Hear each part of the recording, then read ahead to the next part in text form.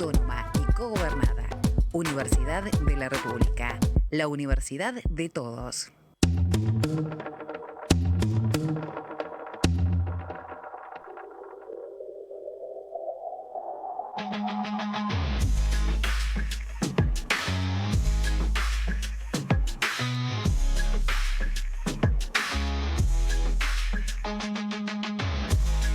Muy pero muy buenos, bienvenidos y bienvenidas a un nuevo Hoja en Blanco.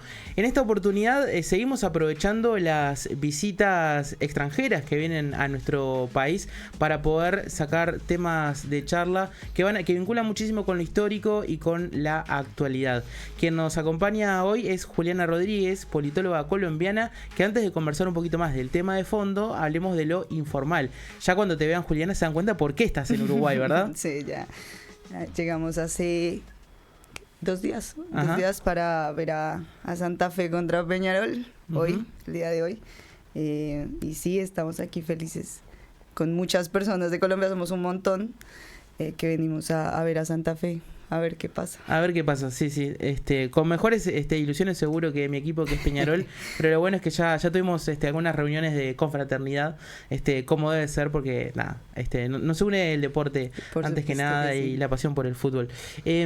Juliana, como les contaba, es colombiana, de Bogotá, estudió politología y además forma parte de uno de los fenómenos político-históricos más trascendentes, creo, que ha atravesado a Latinoamérica en el siglo XX y siglo XXI, que son los acuerdos de paz que se han trazado en Colombia para poner fin al conflicto social, político y armado, principalmente, que atravesó al país durante varias décadas. Ella ha trabajado, digamos, codo a codo en la organización político-social, que es la continuación de alguna forma de las FARC, de las ex Fuerzas Armadas Revolucionarias de Colombia, Ejército del Pueblo.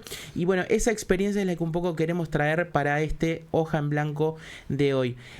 Juliana, tu historia arranca, digamos, vos no tenías una ligazón directa familiarmente con las FARC antiguas, sino que te empezó a interesar el conflicto, digamos, la historia del conflicto, y por tratar de entender desde que eras chica, y después cuando estudiaste politología, me imagino que ni que hablar. Sí, pasa que te venía contando, cuando uno es muy pequeño en Colombia, por lo menos cuando yo fui pequeña, las noticias te están mostrando todo el tiempo una guerra que no entiendes, por supuesto, pero que igual empieza a ser parte del paisaje, empiezas a estar viendo noticias todo el tiempo mientras estás comiendo, como las personas se están matando. Y eso a mí, porque mi familia es campesina, pues siempre me llamó mucho la atención, y era entender. Yo quería entender por qué había tanta violencia, por qué había tantos muertos, porque además empezaba ya a parecer que matar gente era bueno, porque ya no es como lamentamos tantas, no. Se logró asesinar a tantos. Y a mí eso me generaba mucho ruido, me daba mucha ansiedad, sobre todo porque mi familia, por ser campesina, tuvo siempre muy de cerca a las FARC, pero como un organizador del territorio.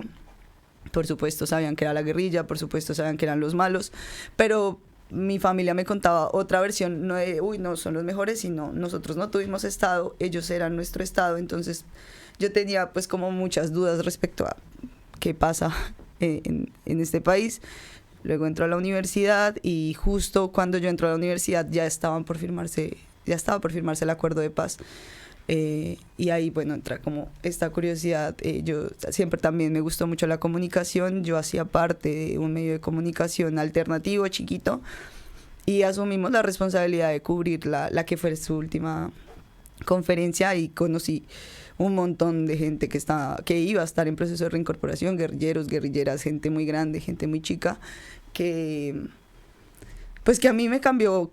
Yo tenía 19 años, era una niña, y que yo decía, no tengo tan claro qué quiero hacer como con esta información que estoy teniendo, pero sí tengo muy claro que sea lo que yo vaya a hacer, necesito que mi carrera sirva para que esto salga bien, porque pues es mucha gente que no tendría por qué estar en mitad de una guerra, y todos pues tenían muchas esperanzas de que se pudiera firmar la paz. Entonces era como, bueno, hay que trabajar para que esto pase, porque No puede ser que en mi país esté pasando esto y nosotros estemos tranquilos en la casa y claro, nada pase. Me parece súper interesante cómo asumís ya de arranque esa cuestión que seguramente no solo te pasaba a vos, sino que le pasaba a muchas personas jóvenes, de la dificultad para de arranque comprender un conflicto de la complejidad que es el conflicto de la guerrilla armada en Colombia, y de la violencia estatal que ha atravesado Colombia históricamente, ¿no? En el siglo XX, con muchos puntos muy representativos de lo que ha sido la violencia del Estado, pero eso yo siempre trato de unirlo a cómo se ve desde afuera, ¿no? Imagínate a veces la visión fragmentada o muy limitada también en parte por obviamente lo que uno consume de los medios masivos de comunicación, que se tenía de un conflicto tan difícil de comprender como era el de tu país. Sí, no, yo la verdad es que no creo que sea tan distinto, seguro sí, pero como realmente yo creo que la gran mayoría de Colombia, por lo menos hasta antes del 2016, simplemente tenía en la cabeza guerrilla malo y estaba bueno. O quizá ni siquiera estaba bueno, pero guerrilla enemigo. Pasa que yo siento que la comunicación en Colombia logró construir a las FARC como un enemigo que se metió al país y no como gente del país en contra del Estado. Y eso hizo que la gente siempre sintiera a las FARC como algo muy externo. Que por supuesto nos pasaba a mí, a mis amigos, como, pero ¿quién será esa gente? ¿Por qué son tan malos? ¿Por qué hacen esas cosas? Pero en la particularidad de mi familia sí pasó que ellos... cuando fue el primer intento de paz en el 82, que se logra hacer un acuerdo y sale este nuevo partido político que fue la Unión Patriótica, mucha parte de mi familia quería que ellos ganaran las elecciones, que no sé, que Bernardo Jaramillo lograra ser presidente de Colombia. Cuando pasa este genocidio, no sé, en mi caso, no sé si le pase a más gente en Colombia, pero en mi caso yo veo el álbum familiar y están nuestras fotos, y no sé, pero las últimas páginas son del recorte del que lo mataron. O sea, sí despertó, por lo menos en mi familia, un dolor de frustración de ¿por qué? O sea, todo el tiempo hay guerra.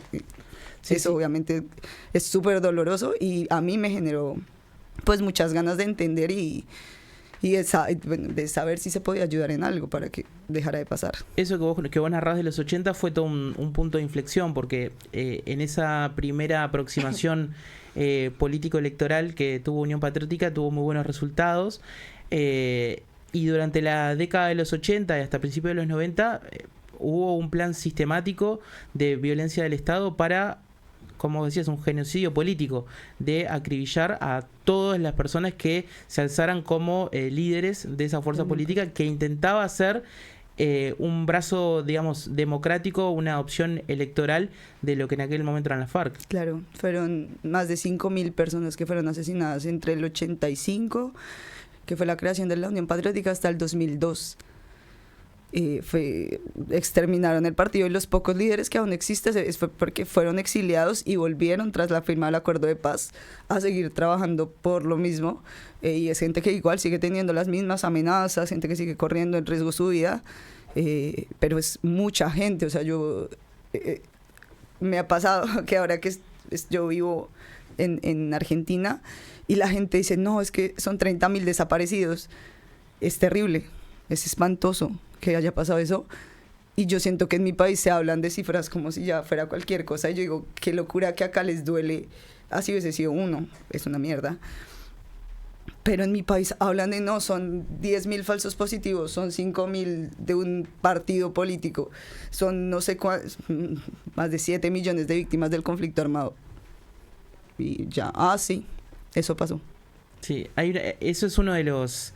como una de las principales secuelas, ¿no? que la violencia del Estado y la violencia en general deja, ¿no? en una sociedad, como la naturalización de ese tipo de actos. Sí, absolutamente acostumbrados a que al oponente político o a la persona diferente hay que asesinarla, hay que acabarla, no hay posibilidad de dialogar, nada. Es algo que ahorita pasa con las elecciones en Colombia. El segundo candidato que puede ganar dijo que había que destripar a la izquierda y no pasó nada, porque, o sea, en Colombia claro, venimos de 4 años de un gobierno progresista y Colombia es tan absolutamente violenta que les parece que eso ya es toda la izquierda que se va a permitir, y ese también hay que acabarlo.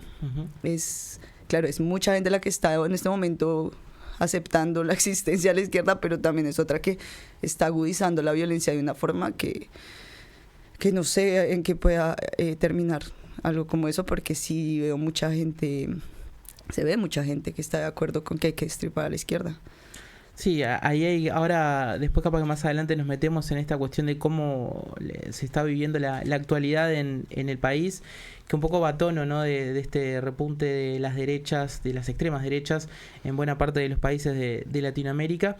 Pero para continuar un poquito con el hilo histórico que veníamos narrando, ahí en los 80 y 90 también se da, digamos, un momento de auge muy importante del narco en Colombia, que es un fenómeno que obviamente atraviesa toda la sociedad y también se vio muy entremezclado con el fenómeno de la guerrilla, muchas veces con algunas conexiones reales, sí, pero otras veces con un intento por parte de los medios, de la política, de querer confundirlo todo en un solo lugar. Claro, sí.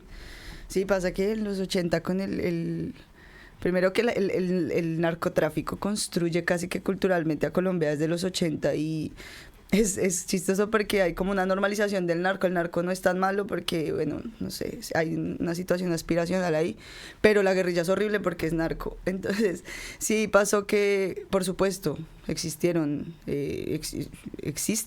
en este momento vínculos entre las guerrillas y el narcotráfico, por supuesto, pero sí con la idea de quitarle la carga política, ideológica a la guerrilla. Lo que hicieron los medios fue decir, su interés está en el narcotráfico, es gente mala que te va a matar para mover drogas por el país, y eso difuminó un poco la idea de la gente que era la guerrilla. Pasa que si tú vas a un pueblo en Colombia, mucha gente lloraba cuando se fue las FARC porque tenían miedo de que llegaran los narcos, los paramilitares, porque las FARC de alguna forma fue el Estado que no existe aún en Colombia.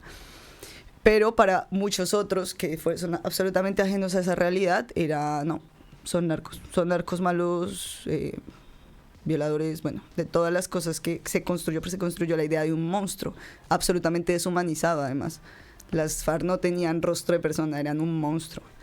Y a ese punto, pues también, por lo mismo, la cantidad de muertos que ha habido desde que se firmó el acuerdo, le duele a una muy pequeña parte de la sociedad. Está normal, pues se lo merecen porque fueron guerrilleros. Sí, y a veces también, aparte de eso que vos decías, también se genera como esta disociación de tampoco tener tan claro en muchas personas por qué el origen político, ¿no? de la existencia de las propias FARC, como vos decías, en un país como Colombia, donde sobre todo por su extensión geográfica, por el tipo de paisajes que tiene, en muchos lugares inaccesibles, sobre todo en la zona selvática, generó justamente una especie de estado paralelo, porque por la omisión absoluta del Estado para poder brindar asistencia a muchas personas. Eso es un detalle fundamental que es sumado a una visión político-ideológica del reparto de la tierra, que era una cuestión que parece que ya no discutimos más hoy en día. Es como que siento que también tenemos tan naturalizado que la tierra tiene que ser extranjerizada, privatizada, que hablas de reparto de tierra y te parece una discusión de hace 70 años. Bueno, en parte sí lo era, pero fue uno de los motivos principales del surgimiento de las FARC, ¿verdad? Claro, pero uno dice, parece que es algo resuelto porque no hay en Sudamérica ningún país que no haya tenido una reforma rural. El único es Colombia. Nunca en su vida el único intento de una reforma rural para que la gente pueda tener tierra para producirle al capital, que es lo que se supone que les interesa, tampoco pasó. Fue en 1939, se intentó hacer, 1932 la revolución en marcha no pasó y nunca pasó, y pasa que tenemos el segundo peor índice de Gini del mundo, lo que significa que el 80% lo tiene un 1% de la gente en Colombia. Por supuesto que eso, si no termina en una guerra, no sé qué más puede terminar. Por supuesto que tiene que haber guerra porque la gente no tiene ni siquiera que comer en un país que es absolutamente grande, que se produce todo el tiempo comida y la gente no come, la gente no... Entonces, sí, las FARC en sus inicios realmente lo que pidieron las FARC que era una autodefensa campesina, estaba huyendo de los conservadores, fue: denos una carretera para sacar lo que estamos produciendo, una escuela y un puesto de salud, y ya. Y no armamos, no jodemos más. Y la respuesta fue bombardear. Pues ya luego se empieza a construir las FARC, porque no eran las FARC en ese momento. Hoy es 27 de mayo y se cumplen 62 años de la fundación de las FARC. Y no estaban pidiendo, pues hay que hacer repartir, pues, ni siquiera eran comunistas, eran liberales. Luego se vuelven comunistas por la radicalización de la lucha armada, pero eran liberales que no querían que no los mataran. Y bueno, el Estado, como siempre en Colombia, solamente existe con la bota y con la pistola, no existe para nada más. Y bueno, 60 años después estamos aquí hablando de que todavía no se ha podido repartir la tierra en Colombia. Sí han habido, digamos, y eso forma parte de lo que hablaremos después en parte de los acuerdos de paz, algunos acuerdos para que, digamos, el campesinado pueda hacer un uso en particular de la tierra. Contanos un poco entonces después cómo fue tu devenir después de ese que nos contabas en el 2016. Que se hace esta última conferencia guerrillera de la FARC y en el cual tuviste tu primer acercamiento. Claro, no, pues para mí eso fue como eso.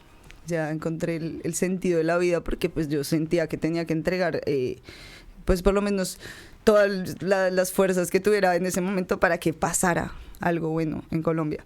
Y que había un montón de jóvenes como yo que estábamos igual de ilusionados. Bueno, no sé, se va a acabar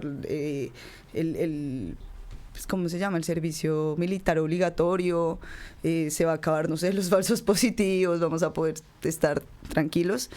Pero yo acababa de empezar la carrera. Cuando terminó la carrera, obviamente buscando trabajo, encuentro la forma de empezar a hacer como estas capacitaciones a las personas que eran firmantes de paz. Ya llevaban 4 años en la vida civil. Llevaba 3 años el Partido Comunes existiendo, en ese momento todavía era FARC, era Fuerza Alternativa Revolucionaria del Común. Y pues personas que, claro, con también muchos allegados, mucha militancia de afuera que les estaban ayudando, pero la idea era básicamente poder darles las herramientas para que sus comunicaciones fueran mucho mejor de las que venían siendo, porque tenían a toda la prensa encima. Tenían todo el país diciendo que era un fracaso la paz. Entonces era como también el proceso de explicarles por qué la firma del acuerdo, a pesar de que para ese momento iban más de 200 firmantes asesinados, no era un fracaso, porque era importante luchar por la implementación, pero también cómo pueden hacer para realmente ejercer esa participación democrática que se supone que iba a haber con la firma del acuerdo, porque es el segundo punto del acuerdo de paz, es apertura democrática para garantizar que no vuelva a tener que haber una guerrilla, que la gente pueda hacer su propio grupo, que la gente no la maten, que, bueno, ese era el segundo punto. Pero eso está muy bonito si te dicen, listo, tienes un partido, pero ¿cuántas capacidades realmente tienes para disputar de tú a tú, no sé, al uribismo? Con toda la prensa encima, con todo lo que significa también tener la carga negativa que tiene las FARC-EP. Las FARC-EP históricamente, hoy en día comunes. Es muy difícil. Entonces, como que nuestra tarea en ese equipo fue por mucho tiempo ir a las regiones en las que se estaba haciendo el proceso de reincorporación, a explicar el acuerdo, porque también venía la gente desmotivada, y mostrarle a la gente también de eso, sacar productos para que la gente se enterara que el acuerdo efectivamente sí le estaba cambiando la vida a la gente, que la gente, no solamente a los exguerrilleros, sino a las comunidades que se estaban construyendo alrededor de esas zonas, cómo le estaba beneficiando al país que, no sé, que se estuviera produciendo tanto café en zonas donde antes no, que se dieron cuenta que ahí se sacaba el mejor café del mundo porque lo sembraron ellos, o que ellos le contaran a los biólogos la cantidad de, no sé, de insectos que no se conocían en la historia porque solo ellos los conocían, porque solo ellos estaban en esas regiones. O sea, todos los aportes científicos, sociales, culturales que se estaba haciendo, no solamente no lo sabían los firmantes, sino por supuesto no lo sabía Colombia. Entonces, sí venía más como por el lado de intentemos que todos nos comuniquemos, porque es que de verdad nadie se está comunicando con nadie. Y ese proceso de trabajar, digamos, codo a codo con varias personas de las comunidades en el proceso de reinserción a la vida civil, a la vida democrática, te llevó a lugares increíbles, a historias impresionantes. O sea, pues conocer Colombia no es porque yo sea colombiana, por supuesto también es por eso, pero Colombia es un país absolutamente hermoso, y tuve que estar en lugares que yo nunca me imaginé, porque bueno, primero porque eran antes territorios guerrilleros a los que uno no podía acceder, pero lugares hermosos, lugares que ellos además habían cuidado en su tiempo, porque me acuerdo que había muchos espacios, no sé, el inicio de la selva amazónica, las FARC nunca dejó que bajaran las, ¿cómo se dicen? Ladrilleras, a terminar con eso. Y desde que las FARC firmaron el acuerdo de paz, el 30% de la Amazonía se ha ido consumiendo por ladrilleras.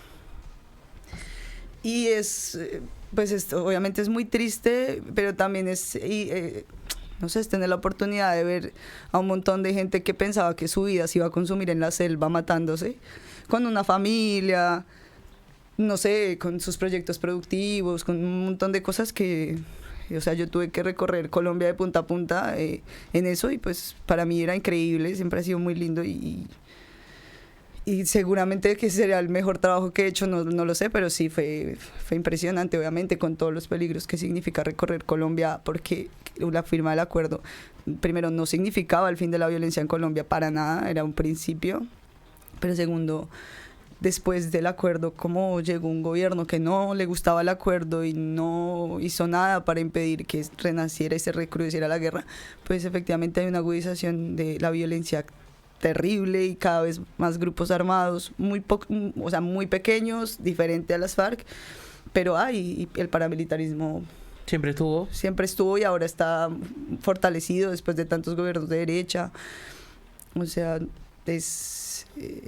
la violencia está y el peligro existe, pero si hablas con la gente, yo no creo que una persona que viva en una zona real o cerca a estas zonas no te diga que la existencia de esta gente tan organizada no les ha traído por lo menos el Estado, porque la idea de ellos cuando decidieron reincorporarse en zonas igual lejanas era obligar al Estado a ir, ya que tenían que cuidarlos a ellos de no volver a las armas. Era, sí, vengan, pero entonces pónganle a esta gente en una escuela, también para nosotros que tenemos hijos, también pongan el punto de salud ahora sí, después de 60 años, era la idea, y igual es súper lejos, ha habido muchos desplazamientos forzados de esos mismos asentamientos, porque los nuevos grupos quieren ese control, pero sí, es mucho territorio colombiano que esas personas ocupan actualmente, y ha sido tremendo trabajo.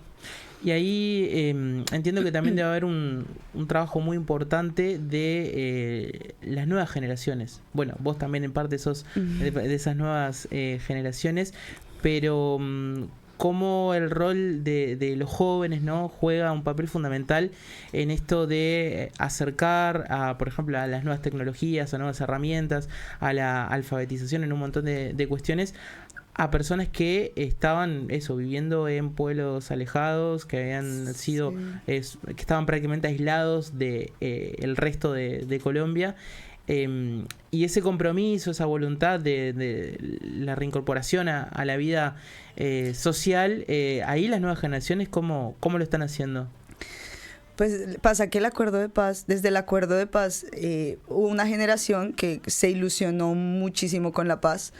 En Colombia empezaron a existir carreras de construcción de paz, especialización en construcción de paz, o sea, como había mucha gente y había mucha oferta también académica para que nos pudiéramos formar para trabajar, pero también viene una generación que, porque esto ya fue hace 10 años, o sea, para mí es súper nuevo, pero para un muchacho de 18 años es como, no me importa ni idea. Entonces sí hay, en realidad, también por los mismos medios de que siempre intentan decir las FARC nunca dejaron de existir, las FARC siguen en armas. Bueno, hay muchos muchachos hoy en día que se creen el cuento de que las FARC no dejaron de existir, porque tampoco nunca vieron lo que realmente podían hacer las FARC en Colombia. O sea, lo que está pasando ahorita sí es violencia, es terrible, pero las FARC armadas eran una cosa impresionante, que todo el mundo tenía miedo, que otros estaban aliviados también. O sea, las FARC como organización fue inmensa. Hoy en día el 87% de las personas en reincorporación siguen en reincorporación, no han dejado el acuerdo por más violencia que haya. Algunos otros porcentajes se han ido del país por miedo, y otros sí volvieron a las armas, pero no son las FARC, son grupos aislados. Y eso ha hecho que muchos muchachos no crean y les parezca que la paz es una mentira, y con este proceso también de la paz total que falló, muchos muchachos no creen, pero hay otros sobre todo, como siempre, los que están en territorios y que supieron lo que era la violencia realmente armada de las FARC y la violencia de los paramilitares, y bueno, que han vivido el conflicto tan de cerca, se aferran mucho al acuerdo de paz porque saben que ha sido una herramienta para construir espacios en los que ellos también se garanticen las cosas mínimas, no volver ya no existe el servicio militar obligatorio en Colombia, o sea, eso fue pues una ventaja terrible para los niños y de otros de las regiones, porque ahora existe el servicio especial de paz, y es hacer algo para construir paz, siendo joven, ya no la guerra, sino la paz, que se ha difuminado mucho el concepto de paz, pero bueno, es eso, es que para muchos muchachos, que a mí me parece admirable porque son niños, muchas veces son niños de 15, 16 años que están construyendo nuevas cosas, espacios. Está el movimiento juvenil por la paz que trabaja no solamente en Colombia, sino que ya ha empezado a abrirse a otros espacios para hablar de la experiencia de primero de ser joven en la guerra y de construir la paz. Y eso siento que son procesos que han costado mucho, pero que son herramientas que dio el acuerdo de paz para defender lo poco que se ha podido ganar, que hay en realidad es mucho. Sí, sin duda. Porque el acuerdo es lo que tiene a Petro de presidente, o sea, sin esa apertura, sin esa capacidad de convocar a la gente a llamarla no más, no sería hoy Petro presidente. Totalmente. Estamos conversando con Juliana Rodríguez, ella es politóloga colombiana, y como estamos haciendo en estos minutos es un poco repasar su experiencia en el trabajo junto con el Partido Comunes en los acuerdos de paz y de la reincorporación de las personas que formaron parte de la guerrilla de la FARC a la vida social y política de Colombia. Hacemos una breve pausa, te propongo, Juliana. Vamos a ir escuchando un tema que no lo quiero presentar porque creo que cuando volvamos, el segundo bloque, la persona más indicada vas a ser vos para contar qué fue lo que escuchamos. Vamos a escuchar una canción.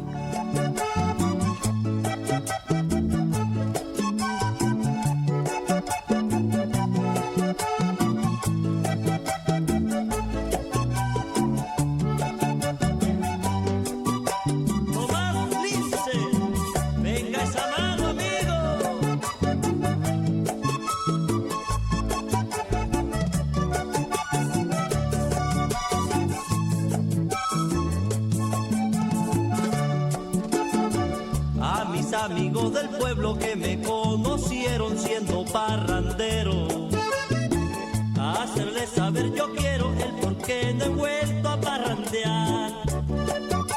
Me fui a la Sierra Nevada porque he decidido hacerme guerrillero, y estoy con mis compañeros en el 19 frente de las FARC.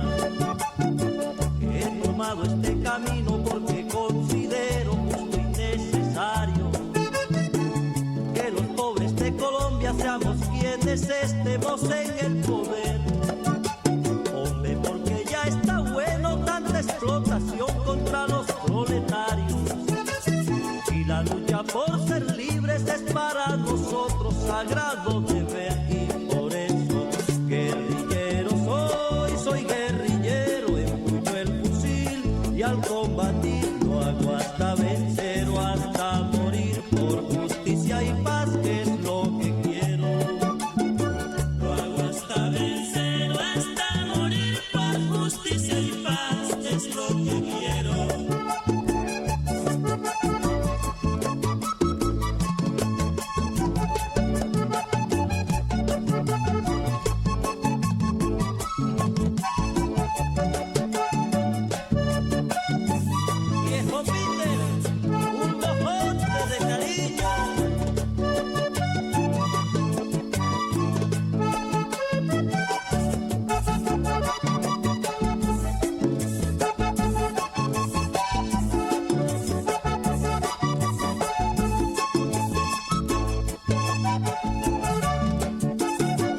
A mi viejita del alma solamente pido que no se preocupe, y que como Clementina se llene de orgullo y se arme de valor, que nos apoye en la lucha para que el yanqui la patria desocupe, y para que derrotemos al oligarca timorato y traidor.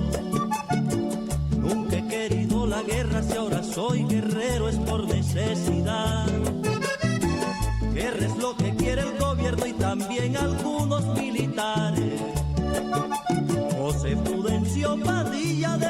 perdió su pueblo luchando en los mares.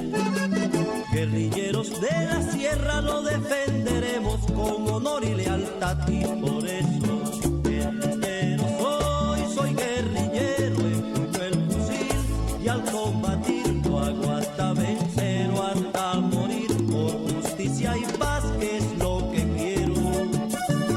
Lo hago hasta vencer o hasta morir por justicia y paz, que es lo que quiero.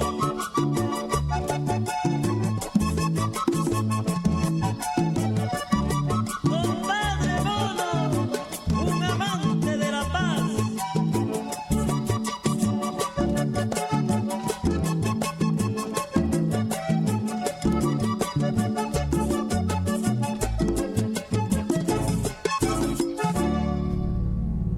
Hoja en blanco.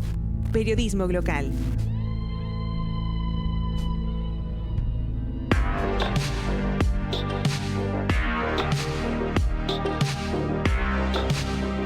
Volvemos en este Hoja en Blanco para el segundo bloque. ¿Qué estábamos escuchando recién, Juliana? Estábamos escuchando a Julián Conrado. En ese momento todavía era Julián Conrado, porque ahora es Guillermo Torres.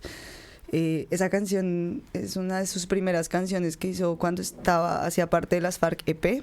Él es firmante del Acuerdo de Paz del Acuerdo de 2016, y cuando salió ya a la vida civil se presentó a la alcaldía de su pueblo y fue alcalde de Turbaco también, y sigue siendo un cantor.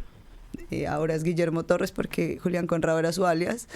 Y hizo una alcaldía increíble, la verdad, dejó a todo el mundo impresionado. Él fue una de las razones por las que la gente decía, no, bueno, hay que darle la oportunidad a la gente de las FARC, porque le devolvió el acueducto a su pueblo, le devolvió el hospital a su pueblo. La gente de Turbaco ya no nacía en Turbaco porque no tenía dónde nacer, y con Julián hoy él es una de las personas que asesora a quien está asumiendo la tarea de repartir la tierra en la reforma rural. Uh-huh. Y sí, es Julián Conrado. ¿A vos te ha tocado estar con él muchas veces y siempre te emocionás? Sí, porque yo creo que pasa que la cultura, sobre todo en la lucha armada, como que se habla mucho de la violencia, cuántos mataron, cuántos asesinaron, cuántos desplazaron, pero siento que por lo menos mi generación se acercó mucho a entender con Julián. Cuando aún no había acuerdo, cuando aún no había nada, sus canciones siempre estuvieron en YouTube, lo escuchan en todas partes del mundo, y siento que fue una forma que él encontró muy efectiva, que igual no fue el único porque habían muchísimos artistas en las FARC, pero él tuvo una capacidad de contar la historia de las FARC muy linda, que a mí me conmueve profundamente, porque es muy lindo que nos logró enseñar que la historia podía ser otra, o podía ser contada de otra forma, porque, bueno, sí, la lucha armada es terrible, pero también es la reivindicación del derecho de combatir un Estado que fue criminal, porque él además se metió a las FARC porque él era de la Unión Patriótica. A él lo persiguieron, él no es que llevaba muchos años en las FARC, y él huyó, tuvo que huir y huyó a las montañas, y desde allá siguió cantando, y también es importante hacer esas denuncias, porque no podemos decir como no, las FARC fue terrible y que mal que existió el conflicto. Sí, es una mierda que haya existido el conflicto, pero es importante saber qué le estaba pasando a esa gente por la cabeza mientras estaba en el monte, y escucharlo a él cantando esas cosas, además en vallenato, que es como tan... Claro. Me parece muy lindo que haya logrado hacer eso. Con un género tan local. Tan colombiano, sí. Sí. Ahora hay una cuestión en esto que hablábamos de la violencia del Estado, que a veces un poco se pierde la perspectiva, creo yo, cuando se ve desde otros países, como por ejemplo no se toma conciencia de lo nocivo que fue el periodo de Uribe, ¿no? Donde hubo una paralización total prácticamente de los acuerdos de negociación para intentar llegar a un acuerdo que se habían tenido en la década de los 90, pero además como un aspecto fundamental, la violencia que mató a cientos de miles de personas a lo largo del territorio colombiano. Están los famosos falsos positivos que existieron siempre, pero en el momento del gobierno de Uribe fueron una causa que después se pudo destapar. Contanos un poquito de ese momento histórico. Sí, pasa que que también yo siento que la globalización y las drogas estaban en un punto en Colombia en el que había una agudización de la violencia en las guerrillas, en los paramilitares y en todo, que hizo que Álvaro Uribe ganara la presidencia. Es la única persona que ha ganado la presidencia de Colombia en primera vuelta.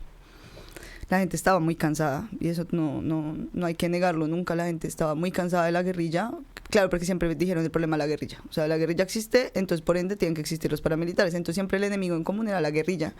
No era así, por supuesto. Veníamos de un momento en el que el narcotráfico tenía vuelto nada del país, los paramilitares, por supuesto, despojando tierras. Es más, en porcentaje de violencias, la guerrilla es la última, siempre, en todos los estudios que se hacen, que no importa porque, bueno, igual hubo violencia, tampoco se trata de quién hizo más daño, pero Uribe llegó a la presidencia prometiendo acabar con la guerrilla y en solamente sus 8 años de gobierno se asesinaron más personas en el marco del conflicto armado que en el resto de 52 años de guerra. Fue una violencia terrible, pero no solamente fue la violencia de asesinar gente, que ya es terrible, sino la persecución a la izquierda, la estigmatización. Todos los que fueran de izquierda eran guerrilleros, todos, y era el enemigo público en Colombia, es la izquierda. Entonces la cantidad de líderes sociales que desaparecieron es impresionante. La persecución a los sindicalistas, obviamente la precarización de las condiciones laborales de la clase obrera, como siempre. Los estudiantes fueron perseguidos.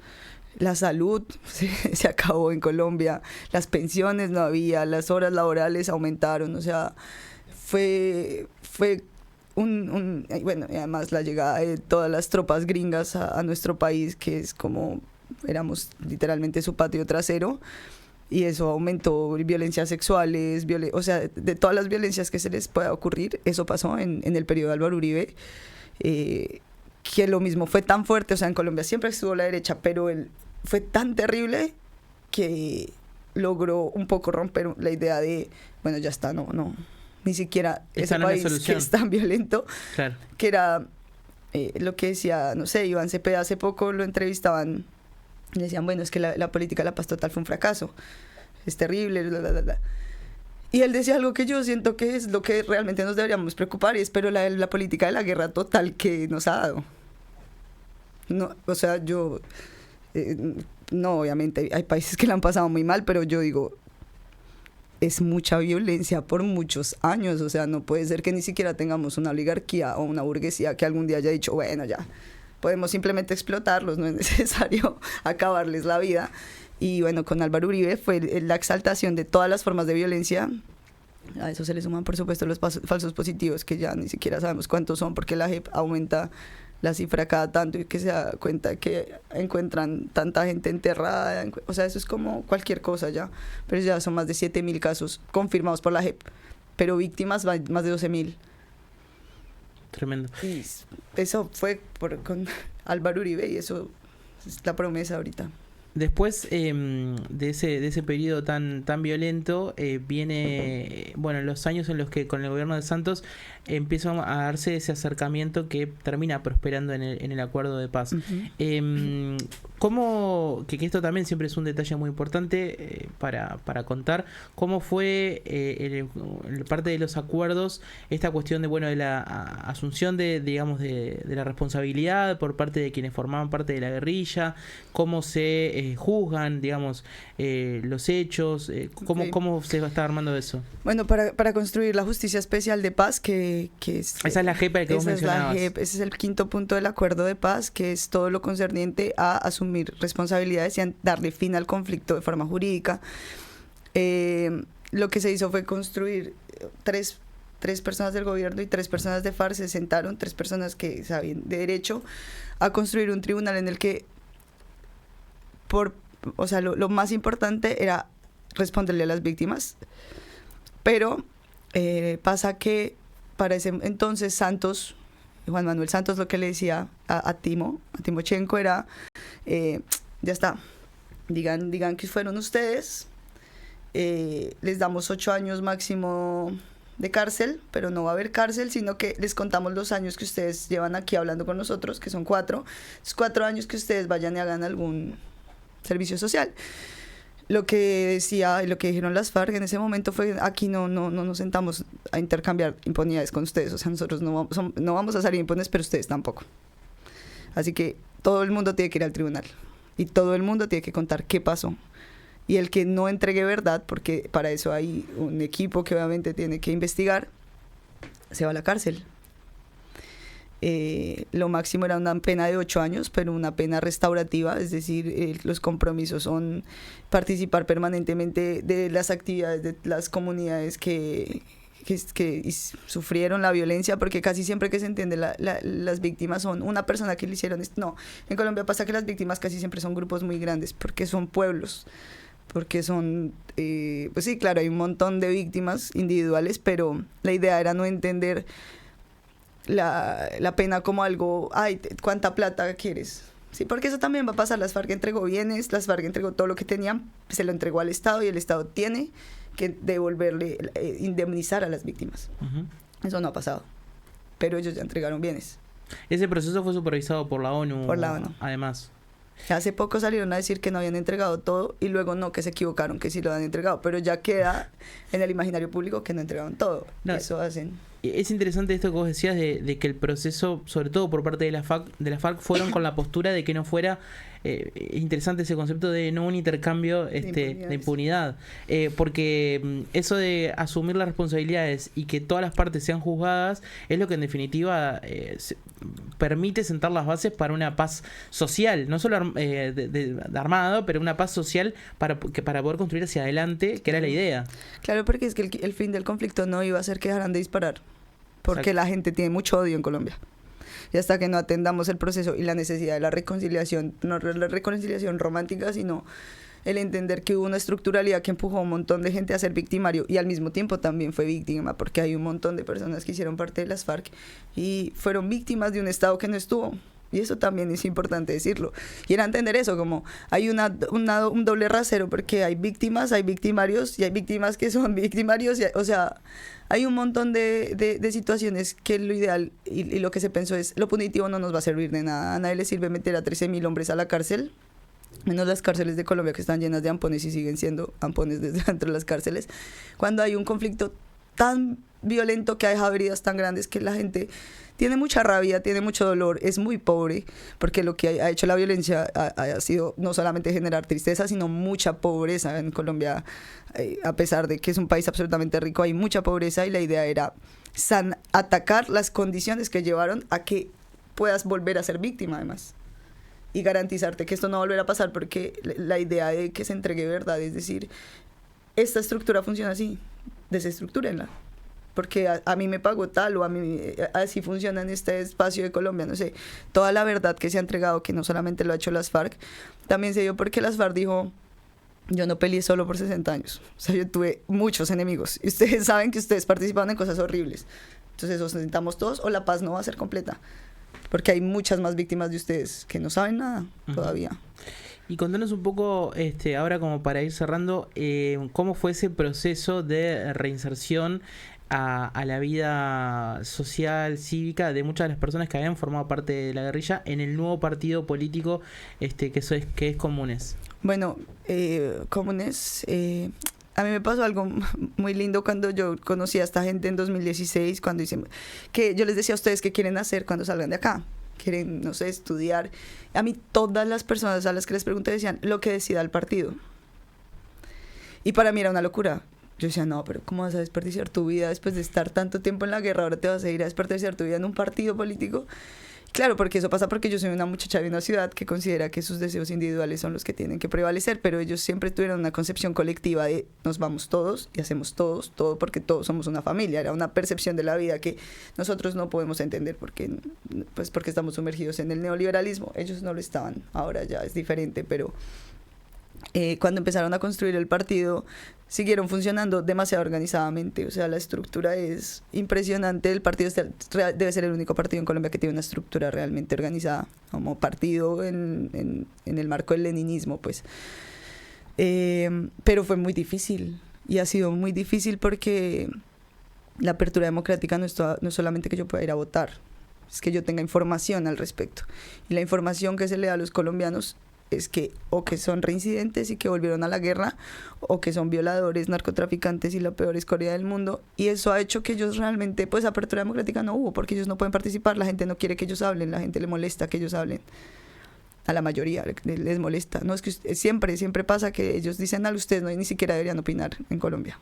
Ahora, agradezcan que no están muertos. En estos 10 años, digamos, entiendo que también debe haber muchos de los integrantes actuales del partido que ni siquiera son de la época de la guerrilla, ¿no? Porque pasó bastante tiempo. Y muchos guerrilleros se fueron, hicieron sus propios partidos, no quieren saber de política, o sea, son políticos, pero no quieren saber de política electoral. Hicieron movimientos, sí, el 50% del partido, el 50 o 60 creo que ya se superó la gente que no tiene nada que ver con la guerrilla, que nunca tuvo nada que ver. Porque pues es un proyecto político que abarca un montón de cosas, que es lo mismo que hablaba las FARC, de repartición de tierra para el campesino, trabajo para el obrero, salarios dignos, que recoge un montón de sentires, que obviamente es muchísimo más de izquierda que lo que puede ser Petro, y que muchos jóvenes se encuentran en eso. Y en eso están, pero pues están peleando contra... En este momento, no, por supuesto no están peleando con Petro, pero digamos que si eran una opción electoral diferente a Petro, aún siendo de el pacto histórico, y es una opción que en Colombia ahorita es vergonzante. La gente no quiere aceptar que es de la izquierda, o le da miedo aceptar que es de izquierda, o le parece que con Petro está bueno empezar el proceso como de transición a un nuevo país, y no, o sea, por supuesto ha sido muy difícil para ellos reinsertarse en el marco del partido político. Me gustaría preguntarte, porque el contexto lo amerita, ¿no? De cómo ves la situación de cara. Ahora vamos a tener en pocos días la primera ronda electoral, y después seguramente, según los números que se dan, va a haber un balotaje segundo turno. ¿Qué te dejaron estos años del gobierno de Petro? Un montón de cosas. Yo soy una persona que siempre he sido muy crítica con el gobierno de Petro, pero creo que es más con la izquierda en sí mismo, de que no nos costó un montón, y me incluyo porque también hicimos parte. Yo estaba en un partido, yo siempre, y nos ha costado mucho saber cómo manejar el Estado, porque nunca tuvimos el Estado, y esos errores nos han costado mucho. Pero también es algo que le critico, y se lo va a criticar siempre a la izquierda, es que no se toman en serio la comunicación. Y Petro hizo muchas cosas en 4 años que eran necesarias, que son importantes, y que la gente no sabe que las hizo. Digamos, en el primer año de Gustavo Petro se entregó más tierra que en la historia de cualquier otro gobierno. O sea, en este momento estamos hablando de que por lo menos 3 millones de hectáreas han sido entregadas a los campesinos y restituidas a víctimas de desplazamiento forzado, y se han legalizado tierras para las mujeres, y todo en el marco del acuerdo de paz, porque es el mandato del acuerdo de paz priorizar a mujeres campesinas, priorizar a la gente pobre, mejorar las condiciones de vida en todo sentido del campesinado, y eso lo hizo Gustavo Petro. Y hay un montón de errores, por supuesto, pero yo espero que no pase la primera vuelta esto que viene, porque además Iván Cepeda Castro es quizá la persona más digna que podría estar en ese espacio en Colombia, porque es un hombre que ha luchado mucho toda su vida porque la gente esté bien, porque a nadie le pase lo que le pasó a él. Y sí creo que tenemos un proyecto político en este momento. Yo no hago parte del progresismo, pero creo que tenemos un proyecto político por defender todas las izquierdas de Colombia, y es el gobierno, la continuación del gobierno de Gustavo Petro. ¿Y por dónde ves que pasa la discusión política, social en Colombia actualmente? Porque estuvo por muchos años atravesada por por la guerra, el conflicto. Con eso ya en una etapa que no forma parte tanto de la discusión cotidiana, ¿por dónde crees que son los puntos de discusión actuales en el país? Yo siento que la guerra sigue estando, porque ellos querían volver a la guerra para eso, porque ellos ganan elecciones a nombre de la guerra. Entonces sí hay un momento, el fracaso de la paz total, del intento de negociar con todos los actores, que fue demasiado ambicioso para 4 años de gobierno y demasiado sensible para los colombianos. Le están pasando factura a Petro, y o sea que sigue estando el tema en la discusión electoral. El tema más importante en este momento. Es en la cabeza de la gente que nunca ha estado próxima a Iván Cepeda. Él es heredero de las FARC, un socialdemócrata que además nunca estuvo de acuerdo con la lucha armada desde ningún punto de vista. Y ese es el marco en el que se mueven los medios. Las FARC están obligando a la gente a votar por Iván Cepeda. Las FARC no existen. Y se inventaron unos audios y bueno, están desesperados porque quizá la izquierda nunca había estado tan consolidada en el país como este momento. O sea, ya nadie le importa. A mí, yo le pregunto a la gente y me dicen, a mí me pueden decir ya en este momento lo que quieran de Iván Cepeda. Yo voy a votar por él porque es Petro, porque es la continuación del cambio.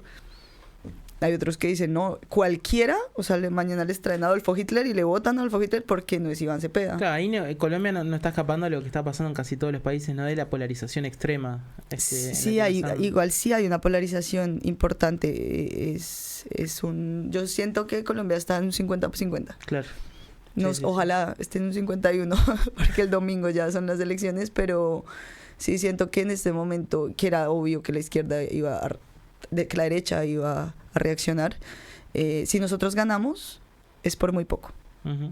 Sí, va a estar muy ajustado. Muy ajustado y en 4 años quizá no ganemos, claro. Porque la derecha se está fortaleciendo mucho. Me gustaría cerrar, Juliana, con algunas recomendaciones que conversamos fuera de aire. Siempre le damos a la audiencia tarea domiciliaria para que si quieren expandir, digamos, esta conversación que tuvimos, lo puedan hacer a través de 2 documentales que vos nos comentabas. El primero es el documental de Río Chiquito. Es un documental histórico que hizo un francés que fue alguna vez a las montañas de Colombia en todo el momento del conflicto, del inicio del conflicto con FARC. Es un muy buen documental que explica un poco también las condiciones en las que estaba el campesinado para llegar a esto. Y el segundo es Por la Tierra, que es una producción en la que yo participé también, para el aniversario número 5 del Acuerdo de Paz. Aprovechando que teníamos que movernos por todo lado, hicimos entrevistas, hicimos varias cosas para mostrarle a Colombia 5 años cómo está la cosa. Gracias a Dios ya está mejor. En ese momento no estaba pasando nada, pero sí se evidencia que, porque no entrevistamos solamente a firmantes de paz, sino comunidades que logran contar un poco de qué forma el Acuerdo de Paz le cambió la vida a las comunidades en Colombia. Los 2 documentales los pueden encontrar de libre acceso en YouTube. Uno lo buscan como Río Chiquito, Jean-Pierre Sergent. Y la otra producción de la que Juliana nos contaba, que fue parte, Por la Tierra, documental Comunes Producciones. Ahí los pueden encontrar en YouTube. Juliana, muchísimas gracias de verdad por este rato de conversación. Fue un gusto recibirte y que, bueno, poder intercambiar sobre algo que creemos que es cercano, pero a la vez tenemos como esa dificultad a veces como país latinoamericano tan al sur de poder abrazar como propios, ¿no?, los conflictos que países como Colombia allá en el norte han tenido. No, gracias a ustedes. A mí siempre que quieran echar chisme sobre lo que pasa en Colombia. Una linda expresión la de echar chisme. Echar chisme, sí. Sobre eso, por supuesto que es la idea, que la gente sepa, porque el problema es ese, que no se sabe.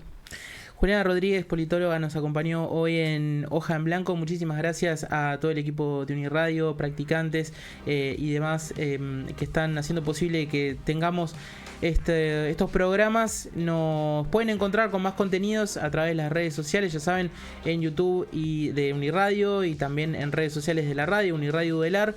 Las redes personales, Diego Varela Calzada, si quieren acceder a algún que otro recorte, y les espero dentro de cuando el tiempo lo disponga con alguna otra entrevista. Seguro que vamos a estar trayendo más visitantes ilustres como Juliana, que aprovechan el país en este caso, aunque no sea por el fútbol. Aunque no sea por... Que a propósito de eso, mucha suerte. Igual, amén. Mucha suerte. Yo no dije a quién. Mucha suerte para la noche. Gracias, nos reencontramos la próxima con más Hoja en Blanco. Conducción y producción, Diego Varela Calzada. Operación técnica, Gastón Pepe. Locución, Jimena Crujeira. Streaming y apoyo en redes, equipo de Uniradio y practicantes preprofesionales. Hoja en Blanco. Periodismo local.